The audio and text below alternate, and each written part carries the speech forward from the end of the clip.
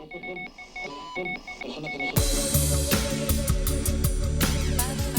basically knew they were making a show about Loki, and I just said to my agent, can you just call them every day and and eventually see if they will meet me? And yeah, and they did meet me. And I remember my agent told me, they were like, it's just a casual meet and greet, you don't need to prep anything. They sent me like an outline basically of the story. And I think I had the first episode when I first met them. I get a bit confused because I had three meetings obviously. But anyway, I remember that this first meeting, I was like, I'm going to ignore that and I'm just going to do I didn't have a proper pitch in terms of my PowerPoint wasn't made, but I basically cancelled everything. So it was 2 weeks till I met them, and I just prepared a pitch basically. And I got images for everything, like architecture, music, story ideas. And I also had questions about the story because I didn't have all the scripts, but also tonal questions, because I was I think Michael Waldron, the writer, calls it like testing the fences, but it's true, because I was like, again, in that first meeting, I'd rather know as well for me if I tonally fit what they're after, because it's so key in those meetings of finding out, okay, what project are they making? Because ideally, obviously, you want to all be making the same project, but when you're not, that's where stuff can unravel, whatever stage of production you're in. So yeah, so I did that first meeting, and I remember Kevin Wright, my producer, he just said he couldn't believe, I remember I just was like getting images and like throwing them into Zoom, like so many images. And I was like, yeah, so these are like 50 images on what I think the TVA could look like. And they were like, oh, okay. And I remember Stephen Broussard, one of the execs, was like, she came to play. But I did, because, I had no idea what other directors they were meeting, but I was fully aware, Sex Education obviously had done very well, and it got me an agent in America, but it's, a very heartfelt teen comedy. And, I didn't know what they were going to do with Loki, but, in terms of action, I'd maybe done like Smear, which is like very low budget. And I hadn't done really many special effects other than like very basic stuff. Like on Sex Education, we did crowd replication with like the assembly you just saw there. Like we built the crowd in there because we didn't have enough money to have that room full. And then just basic stuff like painting up track or a sound man that might be in shot, So basically I really went for it in my pitch, but it was also really key for me because, I was trying to find out, okay, that's too far. That's sort of what I think they're looking for. And then I had 2 Zoom meetings with Kevin Wright and Stephen Broussard, who are both, Kevin Wright's the producer and Stephen's one of the executives from Marvel.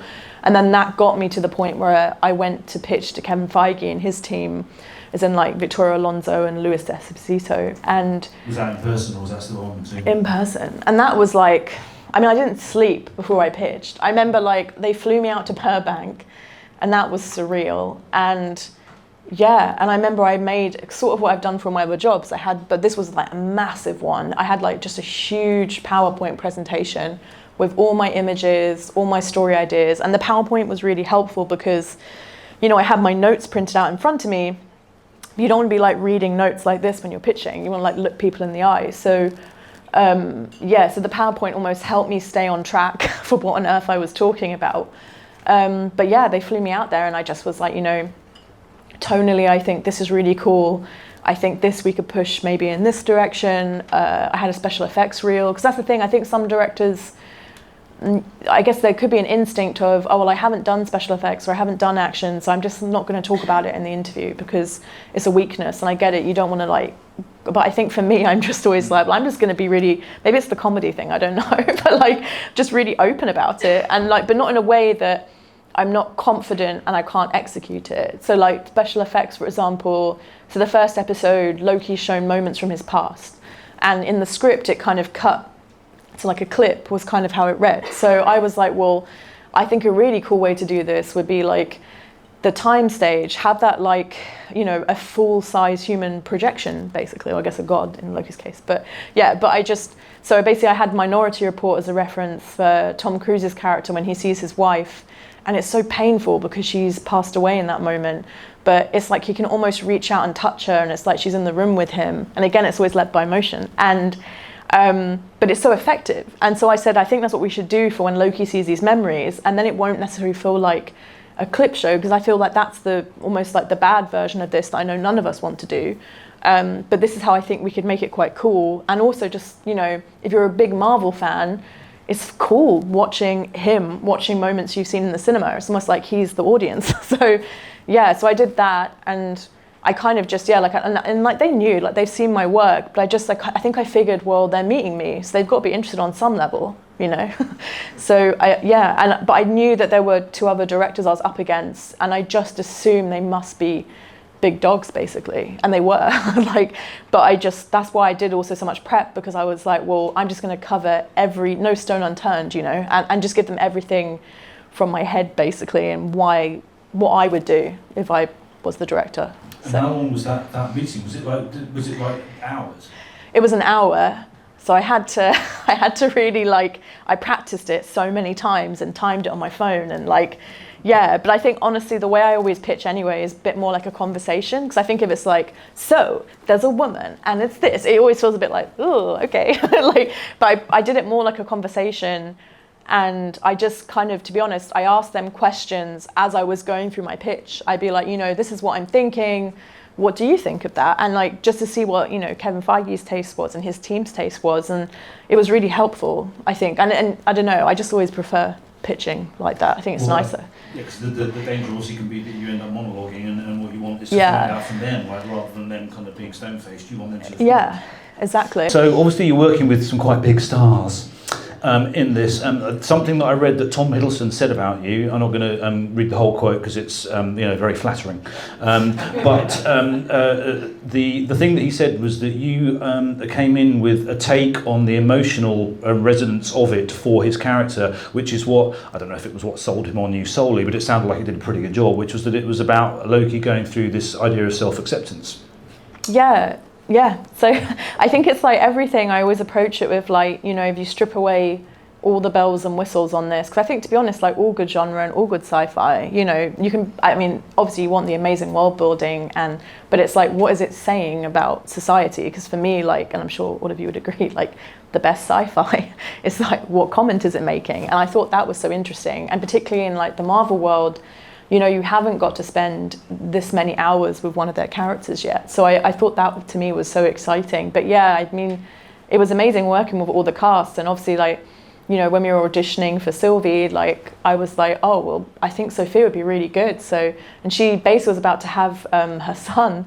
And I remember messaging her and being like, look, I'm making this thing, but are you auditioning? Because I just think you'd be really good. And she was like, yeah, I'm really game. And yeah, and she basically gave birth around Christmas, and then they flew her out 4 weeks later or something mad. But yeah. I read an interesting thing that you asked Tom Hiddleston to do. So obviously the character's been around through multiple iterations, in Marvel movies, and obviously now this. This doesn't happen in the timeline exactly. It happens kind of sort of halfway through, because obviously in the main movies he dies, and this is kind of this sort of loophole bit where he steals the Tesseract. So maybe you can just tell everybody what it was that you asked him to do. He did the kind of a lecture, is that right? Yeah. So basically, I would spend hours talking to Tom, obviously, about Loki, and then he was saying, oh yeah, it'd be really cool actually to maybe talk to this department about this aspect. I think you got papped, didn't you? Oh yes, this is so funny. So we got, the Daily Mail broke down my outfit, which is hilarious, because I think those trousers were maybe £5 or something, but so weird. But yeah, no, so that's when I first met him, because he was in a play in New York. So yeah, that was weird. He's obviously used to it now, but there were people in that park pretending to stretch and stuff near us, and we had to talk about it. It was so weird. I remember there was one guy doing lunges in front of us, and we were like, you're obviously trying to listen to our conversation. And I remember us talking about Loki in code. I think we were calling him Arnold or something. We're like, yes, Arnold. Yes. What about his character? It was really hard to talk about it. But yeah, so that's when I first met him, which was awesome. And and that's obviously on set with him and Sophia. But no, so basically Tom, obviously, I think that's the thing. I'm not going to pretend to be the Loki expert. I love the character, but he's been playing this character for 10 years. And it just felt like the right thing to do. And it was amazing. So basically he did we called them Loki lectures, but it was Professor Loki. He came in and we had clips and he spoke about the films, and I had all my HODs there and a lot of their teams. And some of the cast, I think Sophia was there, and that was it actually, because we were still casting some of the roles. But yeah, but he did a big talk about it. And then when we did cast Owen he did it again. Because I remember I had rehearsal time blocked out for them both, and I just sort of said, okay, well, you guys can just go sit in the conference room and Tom will talk at you for like a little while, because Owen's meant to be the Loki expert.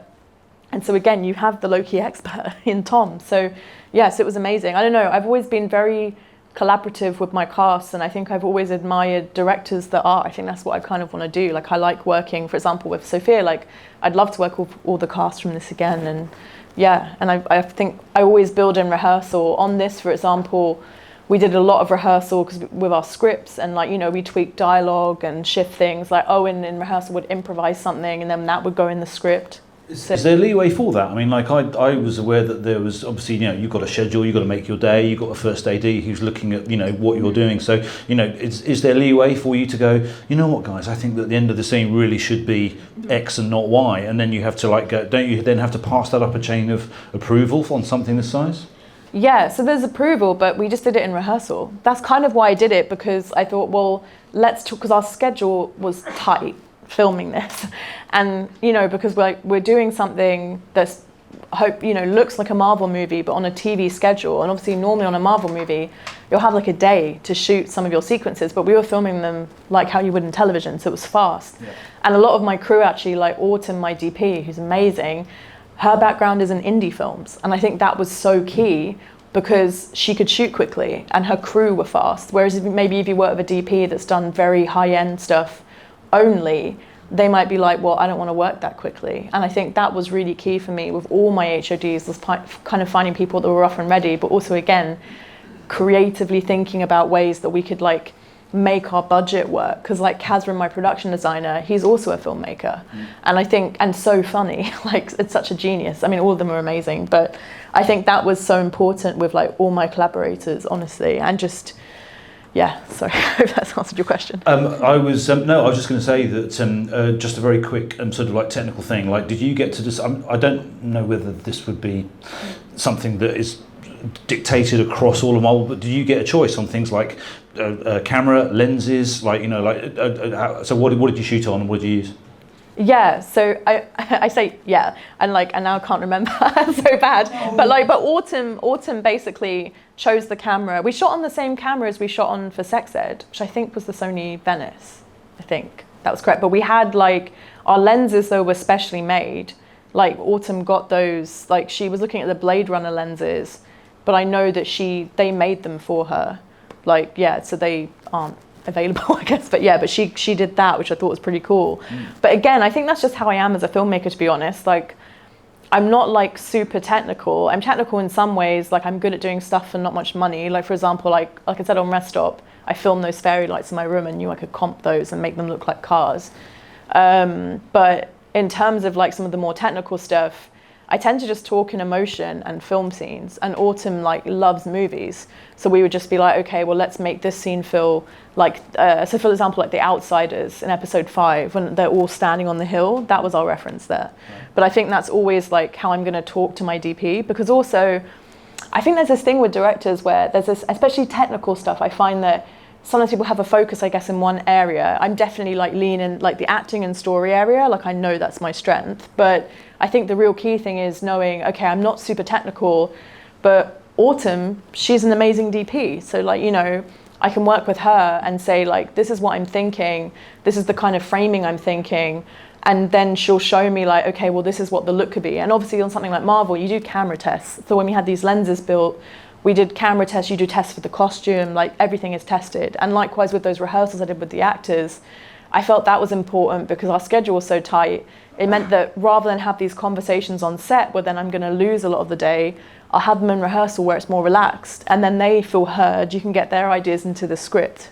So yeah, I don't know, I'm always just being very collaborative, to be honest. But yeah, so sorry, I don't know, I think it's the Sony Venice, but I apologize if I'm wrong, which is so bad. Like some people are like, she doesn't even know the camera, but it's like, no, I mean, I think obviously, you know, DP specifically, you know, like quite often the conversation we're about, you know, anamorphic versus, you know, kind of Zeiss or whatever it might be, and there's a, you know, there's a joy in kind of taking something that has been done by someone else, like deacons use this on blah blah blah. So that can feed into decisions. I'm looking at the clock. It's about 3 minutes to 9. So what we're going to do is we're going to show one more clip, and then hopefully there might be some questions for Kate. I don't want to get everyone too excited, but there are DVDs and Blu-rays we're going to be giving away as prizes. If you can think of some amazing questions, we're going to look at one more clip, and then the clip we're going to look at, if it's okay, is from the Lamentis episode, and it's a very special effects heavy, actiony. The one. How do I approach that? Like, how do I start putting that together? Maybe you can sort of get into that very quickly. Yeah, so that's the very first thing that we ever planned, me and Autumn, and that was something that, so basically in the script, I don't know, I just felt like, because we'd been to apocalypses, so we'd obviously been to like Pompeii in episode 2, and you know, it's a horrible event, but you see that through Loki's POV, where he's sort of excited to be in an apocalypse. And then Roxcar is where you start to see, you know, as he becomes more nervous and on the back foot, then you start to feel what it actually feels like to be in a real apocalypse in Roxcar. And so I think the real key thing for me there was, okay, so now in this episode, we need to feel that they might not make it out. And so shooting that in a way of, I guess, putting the audience along for the ride in real time, it felt like the right thing to do there, because also they're on like basically this run to get to the Ark. And I think not cutting the camera, or at least feeling that the camera doesn't cut. We had a few hidden cuts in our winner, but generally, like, you know, from a story perspective, not feeling that cut was really important, because then you almost feel like you're feeling the countdown as they are. So yeah, and then in terms of planning, yeah, there was loads. Like, you know, I initially planned it with Autumn. I remember I drew like a little map, which then Kazra took and turned into his beautiful set. And yeah, it was just constant conversations. And then also beyond just the normal safety measures you'd have, we had COVID happen. So it was also like, how do we do this in a way so we can have a crowd, but also they'll be safe, you know? So we had a bit of crowd replication in a few places, but nothing major. Like a lot of the background we had there were there, but we deliberately, my AD Richard, who's amazing, he put that right at the end of our schedule. And so just because honestly it gave us the best chance at planning it in the safest way. I've just got a few set stills, sort of design stuff, like from TVA, which I thought it might be nice to, if you want to kind of like sort of comment over. I've just got like 3 or 4, I think. So those are real. People don't think they're real, but Kazra built those. I mean, that was the amazing thing about working with him, is that I remember when he came in to pitch, basically, like, he had stills in his pitch that was the same stills from my pitch. And I was like, well, we already creatively are in line with each other. And just, I think something like beyond just having an amazing eye and amazing creativity, it's just that he's really funny. So like the cat in that booth in the trailer you saw where Loki drops in, that was his pitch. And he was like, oh, I think it'd be fun, because I think his illustrator like drew a cat into the drawing, and he was like, oh, I think it'd be so funny. And I was like, man, that's so genius. And it feels like that Hitchhiker's Douglas Adams kind of humor. And so that got into the script. I was like, oh, let's add it, because that's great. So yeah, and then this is our timekeeper's chamber. I think this one was a real trick because, oh, can I spoil it?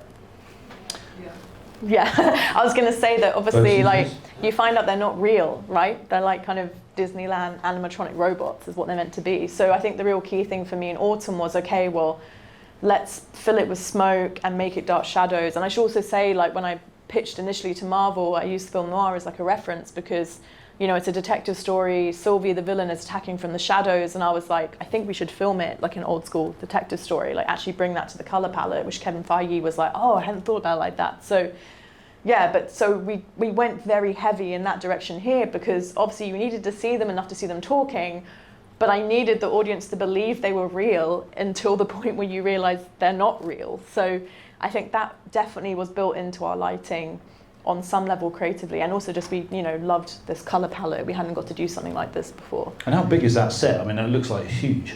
So the set, I would say, like from there and the steps, I mean, it was quite big. Like the runway that they all fight on and walk up was real and built. I mean, basically we tried to build as much of our sets as practically as possible, and I think that was important to all of us, but also because we were setting up this new corner of the TVA, like, I mean, some of my references were like Eternal Sunshine of the Spotless Mind and Scott Pilgrim, and I think those films are amazing with world building because, you know, there's that great bit in Scott Pilgrim, I think, where he's in the bathroom and like he walks out into the high school corridor, but it's all real. Like, they moved the set to do that, and I don't know. I think when you can do that in film or TV, that to me is really exciting. And again, as an audience member, I just feel like it's real, you know, like I'm actually there. So I think that was a real key thing for us. And for the actors, it's fun as well, because then they're not restrained when you're like blocking out the scene. It's not like, oh, you, like for example, like with in episode 5, that's like a really special effects heavy episode. There's like a massive monster. So obviously in that you've got this tiny patch of grass, but then we also have Richard E. Grant, who's an amazing actor. And I'm like, well, we don't need him to walk and show all this stuff because he's an amazing actor. Like, you know, it's all here. So find us at NoDirectionHome.com.